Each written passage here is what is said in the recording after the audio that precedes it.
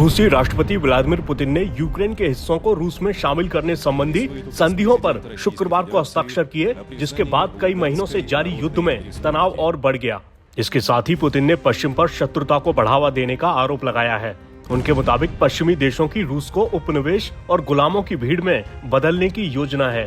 Putin के इस ताजा कदम पर यूरोपीय संघ ने तत्काल प्रतिक्रिया देते हुए संयुक्त बयान जारी कर 4 क्षेत्रों डोनेस्क, लुहांस्क, खेरसन और ज़ैपोरिज्जिया के विलय को खारिज करते हुए उसकी निंदा की। वहीं यूक्रेन ने जंग जारी रखने का संकल्प जताया है। उधर पुतिन ने कहा कि उपलब्ध साधनों का इस्तेमाल कर नए शामिल किए गए इलाकों की रक्षा की जाएगी। उन्होंने यूक्रेन से शांति वार्ता के लिए बैठने की बात भी कही, लेकिन तुरंत ही आगाह किया कि रूस में शामिल किए गए यूक्रेनी इलाकों को वापस लिए जाने पर वो चर्चा नहीं करेंगे। इस बीच यूक्रेन के राष्ट्रपति वोलोदिमीर ज़ेलेंस्की ने कहा कि उनका देश नाटो में शामिल होने के लिए त्वरित आवेदन दे रहा है।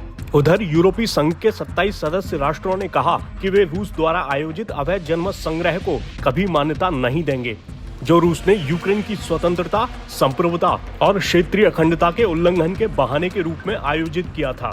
वहीं नाटो के महासचिव जेंस स्टोल्टेनबर्ग ने इसे दूसरे विश्व युद्ध के बाद से यूरोपीय क्षेत्र पर बलपूर्वक कब्जा करने का सबसे बड़ा प्रयास करार दिया।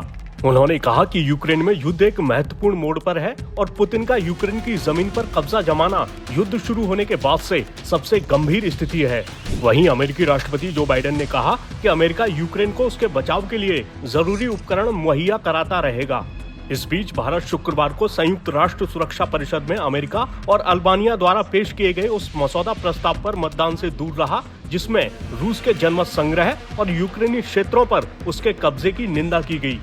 इस प्रस्ताव में मांग की गई थी कि रूस यूक्रेन से अपने बलों को तत्काल वापस बुलाए। परिषद के 15 देशों को इस प्रस्ताव पर मतदान करना था, लेकिन रूस ने इसके खिलाफ वीटो का इस्तेमाल किया, जिसके कारण प्रस्ताव पारित नहीं हो सका।